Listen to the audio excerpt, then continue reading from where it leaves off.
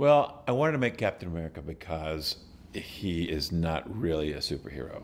I mean, he doesn't have any superpowers. He's not even every man. He's below every man. He's sub every man, you know. But he's the kid next door who has this process performed on him, and he becomes the world's greatest athlete, plus 20%.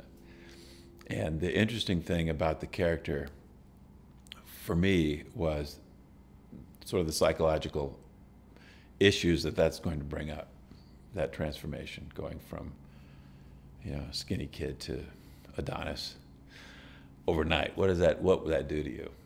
And that's sort of the interesting part of it for me. But the opportunity to shoot an action film, an action adventure that took place during World War II, in the period, you know, I love the period. I love the designs and the clothes and the technology and everything. And I wanted to prove that you could make an action film, a period action film, and have it be as exciting as a contemporary one. Most of the film takes place in Europe, and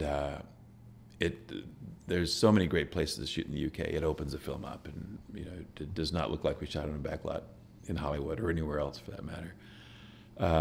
We shot at a lot of practical locations, you know, the woods and in London and a lot of places, you know, around the UK that we couldn't have found here. She has a pretty commanding presence herself, but she also has a look that could be right out of the 40s. And once we did her hair and makeup and those red lips, it's like, hey, this is a classic Hollywood. You know, this is a photograph from the golden age right here.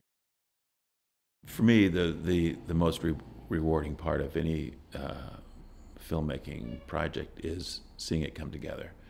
Because you know, you go in production, you go out there and you shoot, and you're amassing footage, and you're just out there trying to make the days and trying to stay on schedule, try to keep it, you know, under budget, and you don't really see the film until you get back in the cutting room and that's actually where you make the film. It's where you discover what it's about. And you know, even though you go out there with a script and you're shooting the pages,